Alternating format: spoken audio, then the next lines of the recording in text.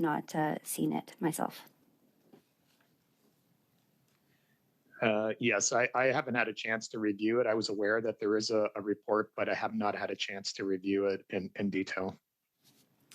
Okay, thank you very much. The current government tends to introduce either deeply flawed or deliberately vague proposed legislation, leaving the details to the bureaucrats through regulation. And I'm wondering if you've given any thought to the kind of advice that you would provide to the next government, who will most likely be a conservative government, what you would like to see implemented in the first 100 days following the next election.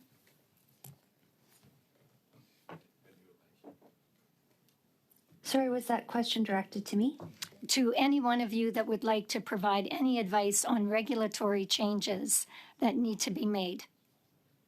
Thank you, Mrs. Block. Well, I will jump in first. Regardless of the next government that is formed, and the Richmond Chamber of Commerce, like all chambers of commerce, is strictly nonpartisan.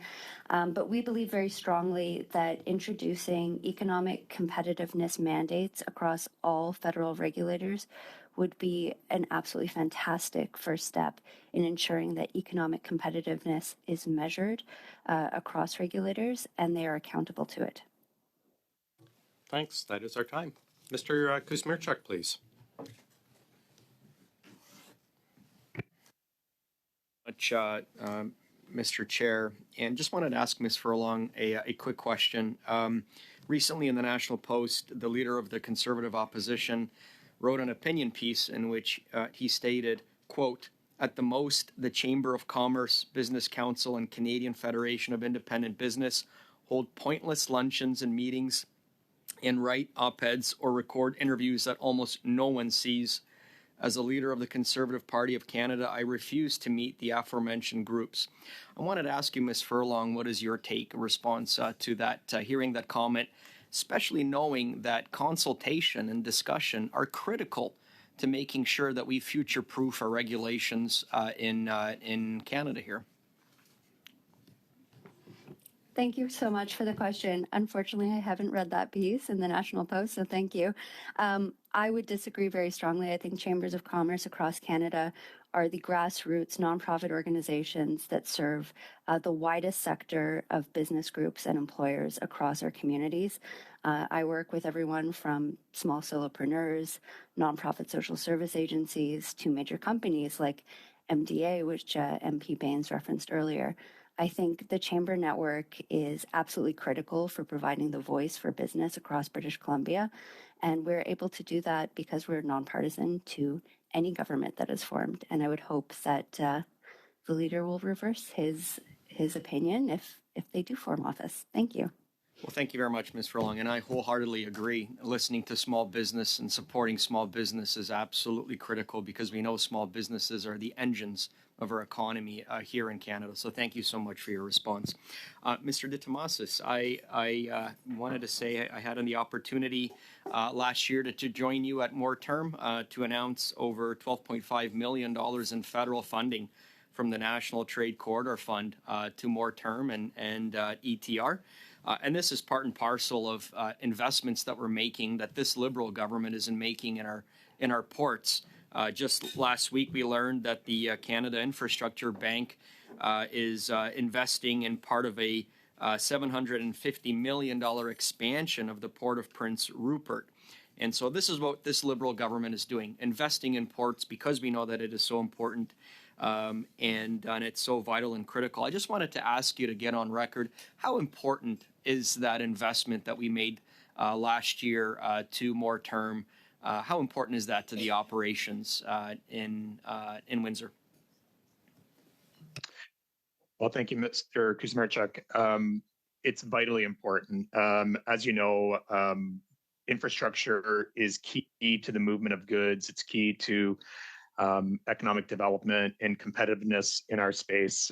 Many of our assets at More Term Limited were beyond 60 years. Their useful life was at the very end. And without the federal assistance, I don't think we would have been able to replace the warehousing, the shore walls that need major repair and reinvestment.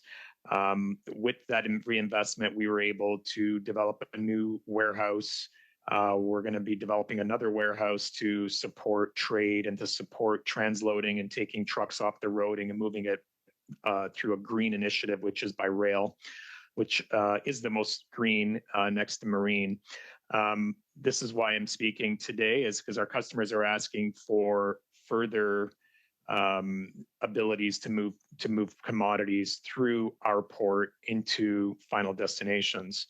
With those requests come some streamlining of, I'm going to call it, older regulations, older administrative functions that's required to move these commodities. So that's where we're willing and able here to work with the federal government and the province to look at ways where we can be innovative in the way we can move commodities into the U.S., into Mexico, to ensure that we're competitive in this space. Thank you very much, Mr. De Tomasis. And listening to our ports, listening to companies like yours, businesses like yours, is so critical. And so this year, we met together with Minister Mary Ng, Minister of International Trade, and also Ambassador Hellman at Moorterm to see the great work that's being done there, the amazing workers there. You had mentioned some of the regulatory irritants that you think could be fixed or addressed. Do you have an example of some of those small administrative hurdles that can eliminating those hurdles can create sort of big positive impact? Can you talk a little bit about those? I'm afraid one of those hurdles is a 5-minute session is up. Perhaps you can get back to it next round, or perhaps Mr. De Thomas, you can provide that in writing to us. We'll go to Mrs. Vignola for 2.5 minutes, please. Merci beaucoup. Thank you, Mr. Chair. My question for this round, Mr. Girard and the others could complete with the remaining time. We spoke about AI earlier. I've been to some meetings where we were being told that the large businesses working in AI are very competitive, but they're asking for regulation. And here's my question. If we regulate before legislating, are we working in a less democratic fashion and doing things in the incorrect order? A regulation is not voted on, but an act is. So we should legislate and then regulate, or is it okay to regulate without legislating? I think that we need to set out the main principles first, and this goes through legislation. And a law will tell you what has to be done, what shouldn't be done in order to reduce risks, and that's the what. But the how is regulation. And so what I'm suggesting as an alternative is that given that technology is rapidly evolving and given that we're always in reactionary mode, we're reacting to new technology, I'm proposing an approach where regulatory authorities could decide to create a standard. This takes about a year. It can be modified, and then you can see the results. You can see the results of the work. And once the technologies have matured, then you can regulate. So it could be an approach that allows us to react quickly to make sure that an act will be in compliance without having an impact on innovation. So it's sort of a way to strike a balance. So we need to set a threshold, and this was reasonable for everyone. Thank you. Mrs. Kozaya. Oui, et il me semble effectivement. Yes, I'm not a specialist, but to have an overall legislation with standards and regulation, yes, would be a good idea. Thank you, Mrs. Vignola. Mr. Backrack and then Mr. Abultaif. Thank you, Mr. Chair. I'll ask Mr. Girard a question about regulatory capture and how to avoid it in the setting of standards. One of the criticisms we hear, and we've had these conversations recently with members of the labor community, is that regulations get drawn up in close consultation with what government sees as being the key stakeholders, which is often the industry that is being regulated. And the reason they see them as being the key stakeholders is because there's an entire industry around lobbying government, as anyone who works on the Hill knows. And often the public, which are the beneficiaries of regulation, are left out of that initial conversation. Unions often feel the same, and so they're brought in to consult on something that's essentially been written without them. How do we avoid that, both in the regulatory process and in the standards process you were talking about? So it's about openness and transparency. Clearly, you have to be open, you have to be transparent before you start, as you're doing it, and after you're done. If I can give you the standards track, I know that committees have to be balanced. You can't have industry that takes all the seats. Industry has, a quorum, and then consumers and academics and experts are also there, and they have a voice and they have a vote. Every time there's a comment being made, it has to be disposed of with everybody around the table agreeing. So I think that those kind of rules, when it comes to openness and transparency, work well. I prefer an open and transparent process where everything has been basically looked at than basically a black box. And would you say that currently differs between the standard setting process, which is done by a committee with balanced representation, and the regulatory process, which is led by government and government chooses with whom they consult, et cetera? I don't know. There was a mention about 66 to 77,000 regulations. It must be quite different, depending on the jurisdiction or the ministry or the department. But openness and transparency, I mean, you could design an approach where it becomes the norm. I know in my process for digital standards, everybody can become a member of a committee, so you're not excluded, and everybody can take a look at everything that's being drafted. So to me, that's kind of the ultimate. Thank you very much, gentlemen. Mr. Bultafe, welcome back to OGGO. It's been a few years. Go ahead, sir, for 5 minutes. Thank you, Super Chair. Thank you. Thanks for the witnesses. I'll delve to the questions quickly. Mr. Furlong, you mentioned that investments to outside Canada, from Canada, is higher or going up, while investment inside or into Canada is going down. That tells me, as a former businessman, that there's an issue of productivity and there's an issue of regulations. Are we overregulated? Great question. I think the business answer to that would be yes, we are. Looking at the numbers at the end of 2023, Canadian investment abroad had grown to $2,171.3 billion, while foreign direct investment in Canada was about $1,360.3 billion. So that net direct investment position of $811 billion is absolutely concerning.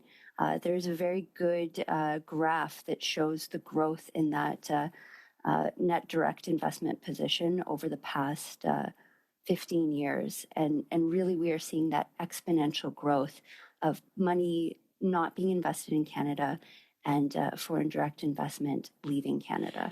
Do you think that regulations are done at the government level solely, with a lack of consultation with the stakeholders and the businesses and the main people doing the business, or not? And what can we do? Because we do have a problem, we know that, and we're looking for solutions. Can you suggest something in this regard? And can you tell us if there's a lack of consultation with the main stakeholders? So I don't think it's the case that it's being done necessarily with a lack of consultation. I think there are many very well-meaning people looking at problems that are facing people and industries across many different aspects of regulation. Unfortunately, I think we are not reviewing our regulation frequently enough, and we are not measuring how regulation is affecting our economic competitiveness. So when I spoke before, I said, let's introduce an economic competitiveness mandate across all regulators. Well, right now, we're not accountable to economic competitiveness. As the impact of regulation. We're not measuring it, so it's not something that we're focusing on in all regulators. Okay. We would really like to see that. Two G7 countries, Germany and US, I'll take as examples. We are way behind these two countries as far as productivity. And if anyone to look, I mean, if any side to look at to learn, it should be these two countries. Are we doing enough to look outside the box and trying to fix our problems or not?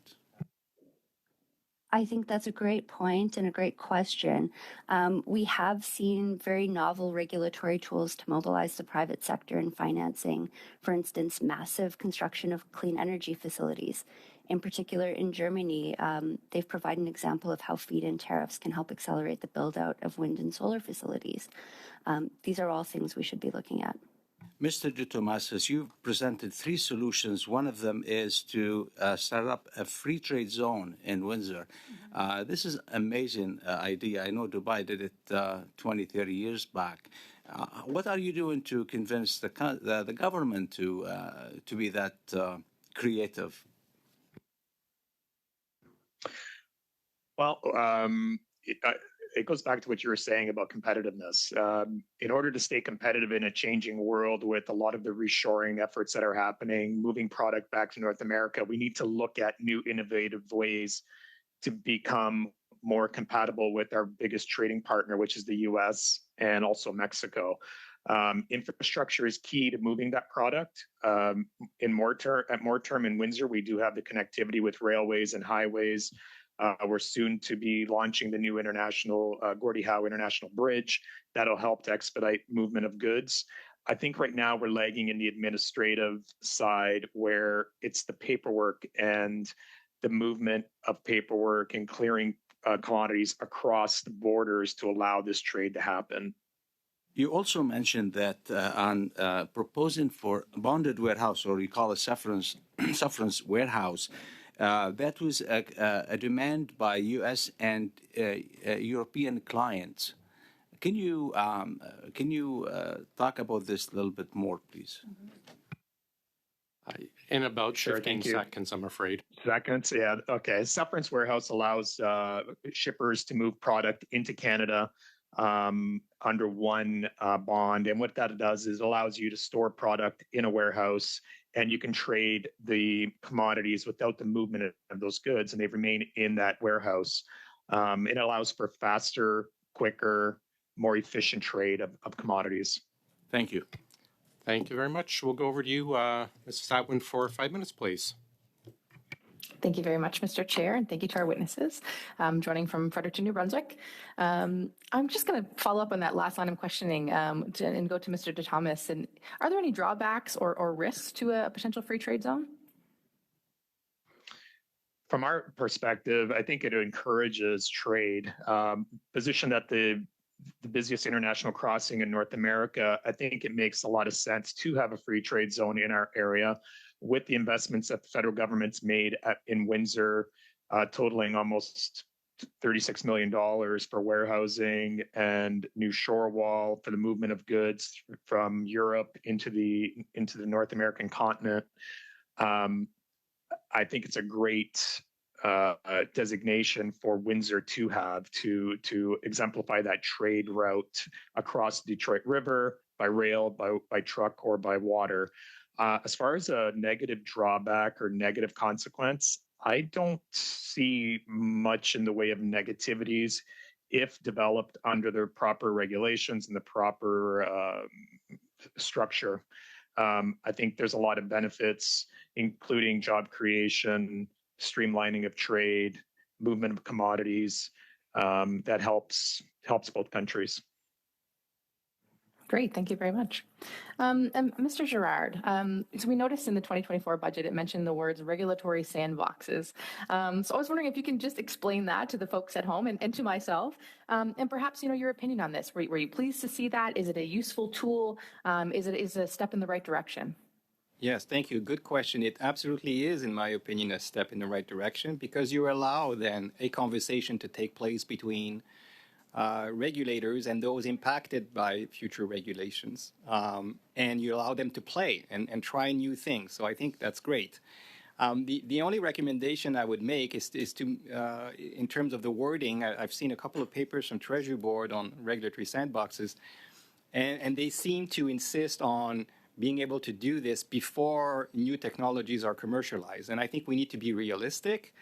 We're takers when it comes to technology. So, if there is a new technology that's being deployed, a new social media, a new platform, a new generative AI, well, why not we use the regulatory sandboxes after it's commercialized and trying to adapt it or make some changes to it before it's too late. So, yeah, it's a good idea, but let's use it after products are commercialized because we have no control over that.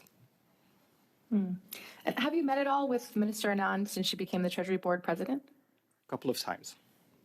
Okay. Can you share with us any of the ideas or topics that may have been raised during those conversations? Well, Minister Anand is very interested in this concept of standards. I think she's interested in this idea of incorporation by reference, having standards incorporated by reference in regulations. She thinks it's a good idea. I think she's looking at, innovative ideas with interest. So I'll leave it at that. And just with regards to the incorporation by reference, so it is in fact used by some departments today. And which ones do you see as perhaps leading the way, or those that might be lagging behind? So in the paper, I have a list of some of the regulations where standards are incorporated by reference. Some departments will take the as amended from time to time method, which allows new standards to be accepted as is when they're being published. So you don't need to go back and redraft your regulation every time. So that's a good thing. There are some departments here who are, taking a step further. So for example, Health Canada with medical devices, they have a regulation on this, but they also have a list on their website of recognized standards that allow compliance to the medical devices regulation, which means that you don't need to change your regulation every time a new hip replacement part comes up in the marketplace. You just need to add the new standard to the list. I think that's a great way of doing things. It would make life simpler for industry. It would make life simpler for regulators as well. It does not impact accountability, in my opinion. So we know that some stakeholders are worried about incorporation by reference. They see it perhaps as not the most democratic way to oversee regulations, perhaps maybe giving too much power to government bureaucracy. What do you make of that assessment? Completely disagree with that. I was at the Standards Council of Canada for 9 years. I was VP there of policy. I engaged with every single department and agency in Ottawa, also the provinces. And regulators that are using standards are participating in standards development. There's no regulatory capture or industry capture. As a matter of fact, I think the biggest problem we have is that we don't know enough about it. Standards are invisible, and that's the biggest problem that we're facing. We need to raise awareness about the merits of standardization in this country. Sorry, I'm taking too long. It's okay. Thanks, Mr. Girard. Mrs. Cusi, go ahead, please. Thank you, Mr. Chair. Mr. De Thomasis, I'll ask the same question of you that I had asked another witness relative to the CBSA, the board officers, at the CBSA voting last week in favor of strike action due to the lack of a contract for the last 2 years. How concerned are you that this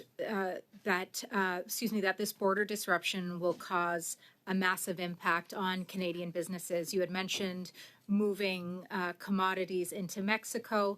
I note the extent of your short track is within Canadian borders, but it does mention, a review of your railway does mention several interchanges where there would be commodities certainly from the U.S. and, as you indicated, going into Mexico. So I'm wondering what the potential impact of a strike at CBSA would be on your railway company, please. Okay, thank you. It would have significant impacts. One part of our business is the movement of finished vehicles from Windsor into the U.S. and other markets, as well as importing the vehicles from the U.S. into Canada for further shipment. into Canada. We do all of those movements by rail. So any strike or interruption at the border would pose significant threats to that business.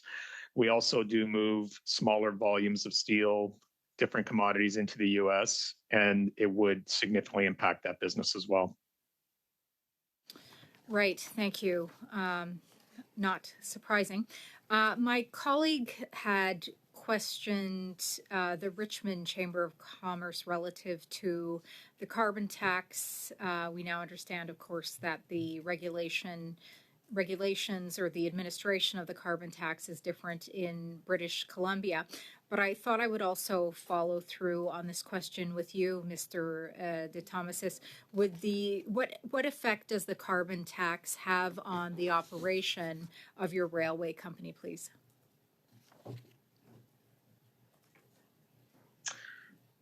Well, it does have an impact on our railway. I don't know, what those, if it's a significant impact or not. But I could provide a response to that question. As right now, I'm not prepared to answer that. I don't have the information in front of me. Okay, thank you for that. Going back to you, Monsieur Gerard, I wanted to talk about the regulatory burdens of the CRA with you.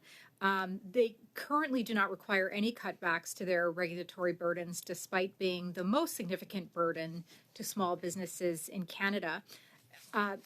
Given your specialty in standardization, in your opinion, what regulation should the CRA focus on cutting to reduce their negative impacts on Canadian small business? Would you have any comments relative to the CRA? I am sorry. It's in my world, it's about tangible products or intangible products. Here we're talking about fiscal, applying fiscal policy. So I would not have any advice or recommendations to make on that front. I apologize. Okay, thank you. We recently saw the passing of standardizations within Bill S6. Our understanding, or my understanding, I should say, as Shadow Minister for the Treasury Board, is that this was going to be an annual occurrence, an evaluation of standardizations, with S6 having been the most recent iteration after the pandemic. And of course, the first 3 or 4 iterations, I believe, focusing on the low-hanging fruit.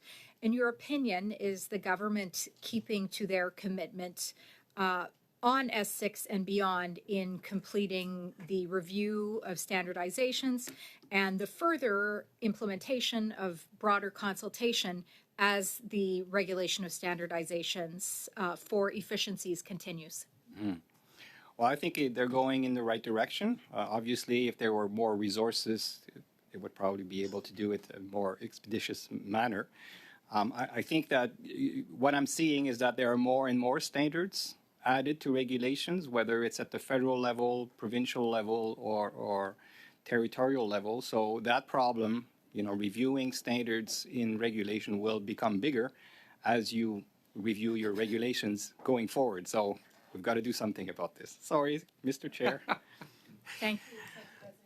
I apologize It's again. getting into a habit of cutting you off, Mr. Gerard. I do apologize. Mr. Sousa, go ahead, please. And then in 5 minutes, we'll cut off Mr. Gerard again. Thank you, Mr. Chair. I think all of us are here today talking about trying to improve the competitiveness of a regulatory system, improve the competitiveness of Canada versus other parts of the world and other jurisdictions, lessen the cumulative burden of regulation.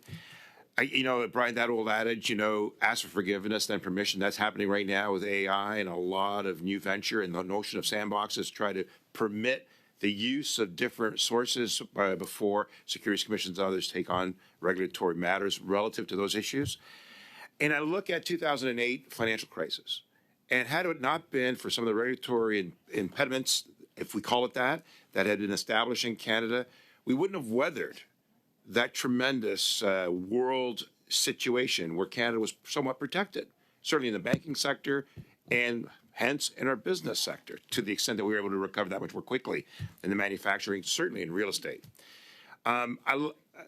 I appreciate your discussions around voluntary standards versus government regulations. I appreciate the notion of us to relieve regulatory authorities, permit more and simplified methods of accelerating some of the work we do. It reduces regulation, promotes uniformity in some of those standards, it improves responsiveness, and it encourages those very industries to participate in the establishment of those standards, thereby avoiding duplication, hopefully, as we go forward.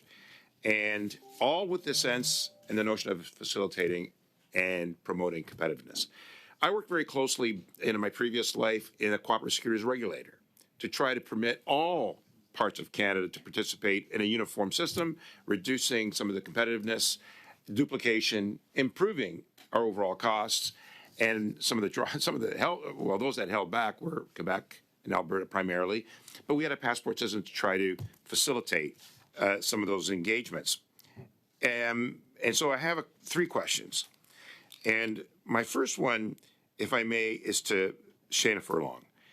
This is in regards to foreign direct investment. Canada is actually pretty much at the top. I mean, we've slid since 2019, but we still rank as one of the top destinations for foreign direct investment because our tax rate is low, our stability, our predictability, our legal system, our adaptability. Canada has been sourcing foreign direct investment of late, contrary to the opposition party who's opposing some of those greater investments that are coming our way in the automotive sector specifically. But we need to improve scaling and monetization. We are certainly competing against the U.S. for some of this.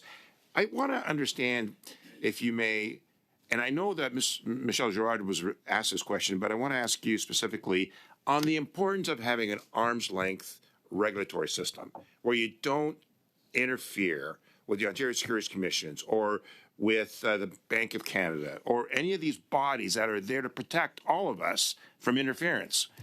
Can you comment on that, please? Thank you for the question. Absolutely, I agree that a strong regulatory framework and a Canada that is relatively free of corruption is absolutely necessary for strong foreign direct investment. We do get concerned when we see, record sell-offs on the TSX. Even our own pension plans are invested largely in other jurisdictions. We need Canada to be attracting foreign direct investment, not just with public incentives, but because we're a certain environment to do business in. It is a relatively safe investment. And we need to also see that growth in industry outside of real estate. Absolutely, housing is very necessary, but we have seen a lot of investment in Canada, in the Lower Mainland and British Columbia specifically, centered in the real estate industry. We would like to see a lot of job creation. Actually, that's a great point. And I do want to talk a little bit about, BC has a lot of the small cap business, right, that we have established, and it's critical, especially in the formation of new ventures. And of course, we have a lot of innovation superclusters across Canada that are now developing, making us at the top. Can you share with this committee the embedded costs of carbon pricing that has been established by international bodies? Like, we are trading partners and we have trading agreements with many other jurisdictions. If we don't participate in a carbon price internally, we're going to face it externally. Can you share your thoughts on that? I'm afraid I have to get you off because Mr. Sousa did not leave you any time, but perhaps we can get back to it another round, or perhaps I'll just let everyone know. I know we've left a lot of questions hanging. I welcome you all to provide the writings and answers to our clerk, and he will make sure they come out to the committee. We'll all go to Mrs. Vignola, please, for 2.5. Merci beaucoup. Thank you very much, Mr. Chair. Mr. Girard, in a former life, I was a teacher. I was an economics teacher, among other things.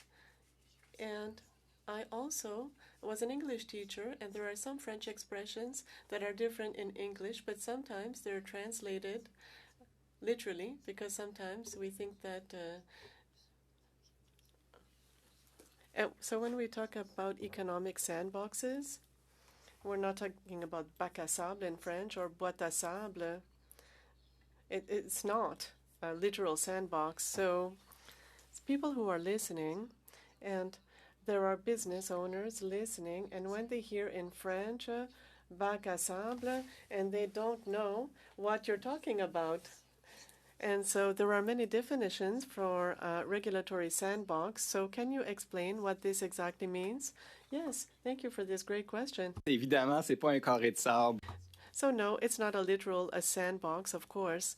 Here we're talking about, when we talk about regulatory sandbox, it's a place where we run experiments. So we're going to test out different approaches to comply with an act. So regulations is what we use. So we try to see how we're going to comply with an act. And that's what it means. So it does allow regulatory authorities to open the door to invite people. And then we have prototypes, we have pilot projects, we look at the result. Is it clear?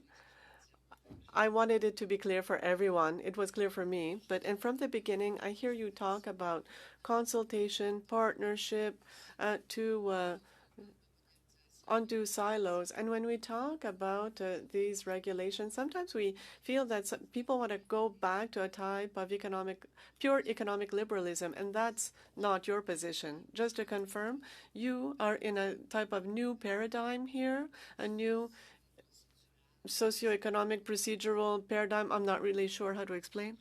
Yes, and the reason why we're intervening today is because we're concerned by the impacts of technology, digital technologies, on people, on our democracies. And so if we say that we want to set out standards in order to reduce these negative impacts, yes, okay, I'm finished. So we're not going back in the past. We want for these systems, these products, be safe. We want them to be safe for our physical and mental health. Mr. Backrack, please. Mr. Chair. A question for Ms. Furlong. I found the points around net direct foreign investment to be interesting. Because, of course, there are two components here. There's the amount that Canadian firms are investing in other countries, and there's the amount that other firms from other countries are investing here in Canada. And the two aspects of my question, first of all, Canada is home to some 60% of the world's mining companies. And I think that has to do with our unique treatment of those companies, either tax-wise or regulatory-wise. And it seems that would skew the number quite significantly. The second point is that you noted direct foreign investment in real estate, which I think has had, when it comes to residential real estate, has had a really detrimental effect on the price of housing and the housing crisis in the Lower Mainland. And so if we're to see more direct foreign investment in real estate through things like real estate investment trusts, in my mind, that would be something that runs counter to our national interest. Should we be looking to other metrics to describe the health of our economy? It seems like these are two inherently problematic aspects of using net direct foreign investment. Thank you for the question, Mr. Backrack. As I mentioned, we would like to see that foreign direct investment outside of real estate as well. We have seen quite a bit of money flocking to the real estate sector, especially residential real estate, because returns have historically, in the past 2 decades, been very, very strong and more certain with less regulatory oversight than, honestly, industries that are very job creating. We would like to see that investment be in industries where we're creating Canadian jobs, people are employed, and we're generating a greater GDP for the country. I think foreign direct investment is one metric that we should be looking at, but certainly if we're seeing even Canadian pension plans seeing greater returns from other jurisdictions, we would like Canada to be competitive and to be attracting that investment here. We have quite a few companies that could be scaling, and we may be able to attract more. If I understand you correctly, in the 2 seconds I have left, if Canadian firms and Canadian pension plans were investing here in Canada it would in fact increase our net direct foreign investment, like the ratio, because fewer Canadian firms would be investing outside the country.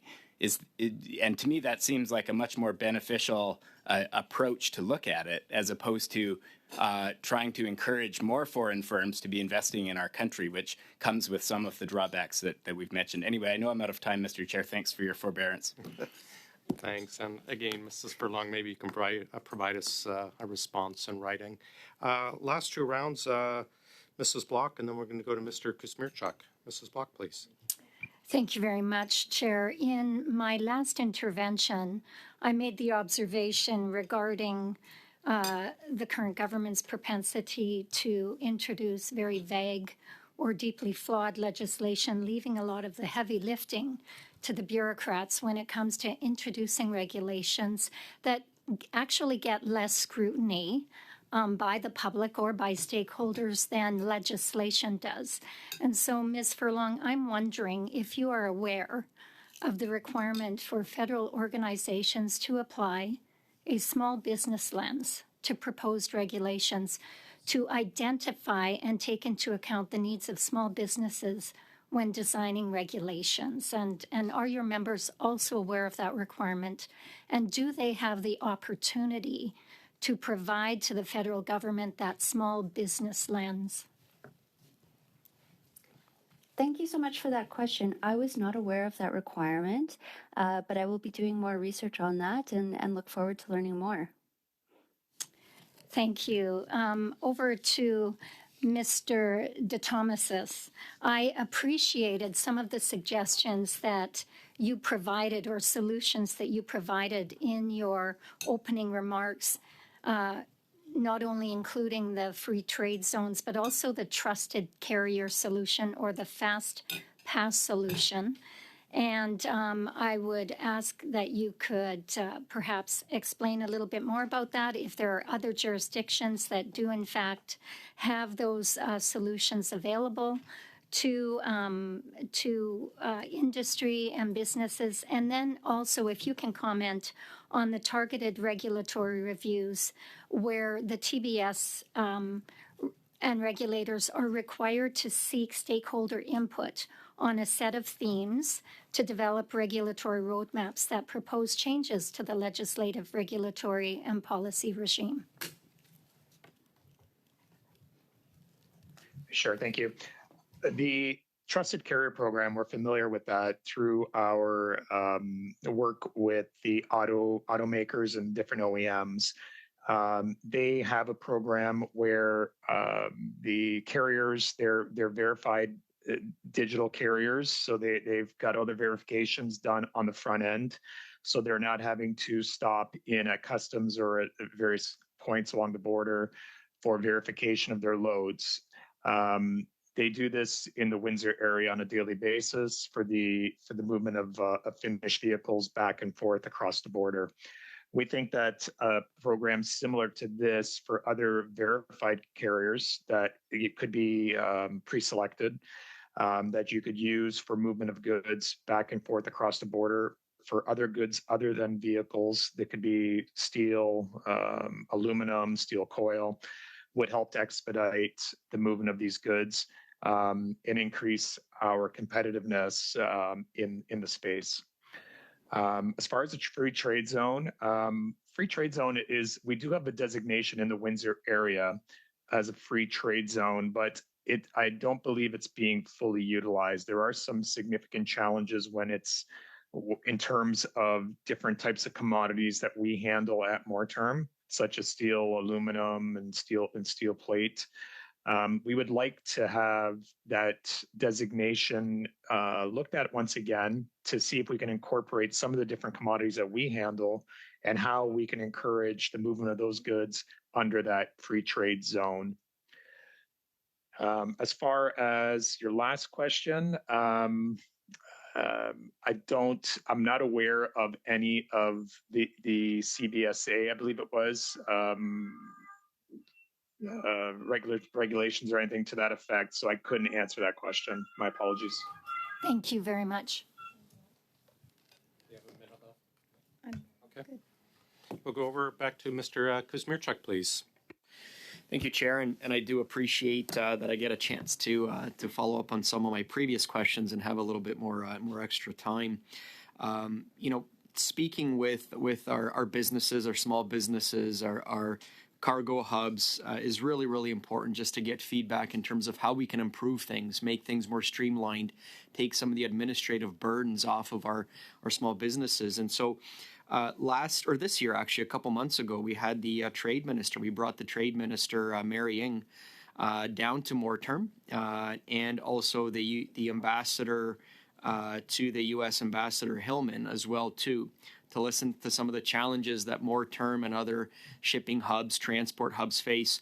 And in that meeting, you had mentioned some of the administrative hurdles that you face. Some of it is as simple as making some changes in some of the paperwork to free up that trade. Can you maybe expound a little bit on some of those small changes, some of that low-hanging fruit that could be made, introduced to help free up trade and reduce some of those that red tape and those barriers for businesses? Sure, appreciate that. Yeah, we appreciated the visit by your group, and I think it was a good exercise in showing them the benefits of doing trade in Windsor and with our proximity to Detroit and the heartland of America from a manufacturing perspective. The feedback that we're getting from customers is that they love to bring cargo into Windsor, but the administrative support that's required to move that cargo piece by piece back into the U.S. and the amount of paperwork that's required is prohibitive. We've offered to perform those duties as a all-in-one service that Moorterm could provide the customer, and we would exercise that paperwork. But when we attempted that, we understood their challenges and the difficulties associated with that because it was very laborious and very, very intensive. What we would propose to do is to custom clear the entire cargo once it lands in Windsor, and then the movement of those goods through a verified carrier could move those goods back into the U.S. For final destination. And I think it would just simplify paperwork, but it would still track the different commodities going across the border. And this would alleviate all those administrative tasks and the challenges associated with the movement of those goods. Excellent. Really appreciate your answer. And Mr. DeTomasis, do you think that this would be something that would be a good candidate for the regulatory sandbox approach, where in essence we could maybe conduct a pilot project in Windsor to see if it could be expanded later on throughout? Do you think this would be a good candidate for a regulatory sandbox approach? I think it would be a great pilot project for Windsor. Leveraging the new Gordie Howe International Bridge with all of the different capacities that are going to be increased at the bridge through CBSA. We would be a willing partner to partake in any of those exercises to see how we could increase trade across the border. Moses, I would encourage you and invite you to actually submit for this committee your thoughts in writing on some of the ideas where we can, again, reduce some of that administrative burden and even how we can incorporate a pilot project into a regulatory sandbox in terms of, again, removing some of that paperwork, as you mentioned, that is onerous. Minister Anand was in Chicago. The president of the Treasury was in Chicago and Washington this month, talking about reviving and strengthening the Regulatory Cooperation Council, which would help streamline and harmonize regulations that are cross-border. And of course, $3.3 billion worth of trade crosses our border every single day. This is important. About a quarter of that passes through our community in Windsor, Essex. I wanted to ask you, how important is it to revive the Regulatory Cooperation Council and make it robust, knowing that, again, cross-border trade between the U.S. and Canada is so important? I think it's very, very important. I would ask the committee to also look at other partners that bring trade into the Great Lakes and the St. Lawrence Seaway. And those are different organizations such as Highway H2O and the St. Lawrence Seaway Corporation. they would be more than willing partners to look at any type of pilot program which would increase trade through the Great Lakes.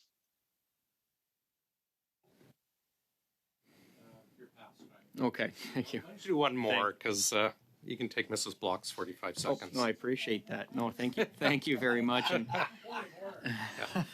Hurry. no, this is great. And I just wanted to say, I wanted to thank the chair for, again, bringing this issue to committee, because this is something that I think unites all of us here around the table. This is really a bipartisan issue, nonpartisan issue. And I just wanted to say thank you for bringing this issue here to this committee, because I really do think that it is central, very important, and it is central to the work of this committee. So I just wanted to say thank you, Chair, for bringing this forward. Yeah. I wanted to ask you, Mr. Tomasis, as well, too. You mentioned, for example, that there already exists a foreign trade zone in Windsor. We know that there are many FTZs across Canada. So I just wanted you to maybe expound a little bit on where you think we could possibly expand the FTC program.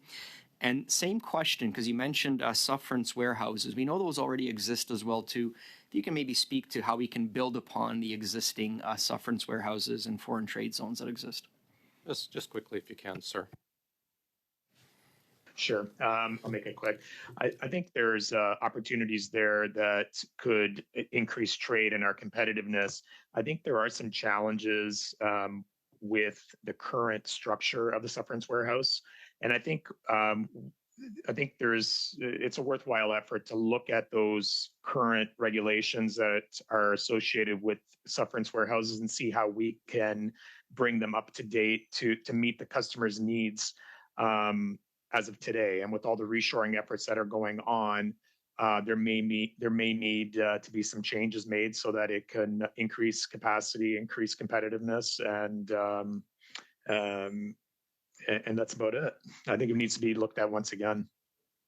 Great. Thank you very much, members. Thanks for your patience as we dealt with some of the IT issues. Special thanks to our clerk for juggling all of that. Witnesses, thank you very much. It was very informative. Sorry we had to cut you off so much. I do encourage you, though, if you have any further responses that you want to expand on, to please send them in to the committee.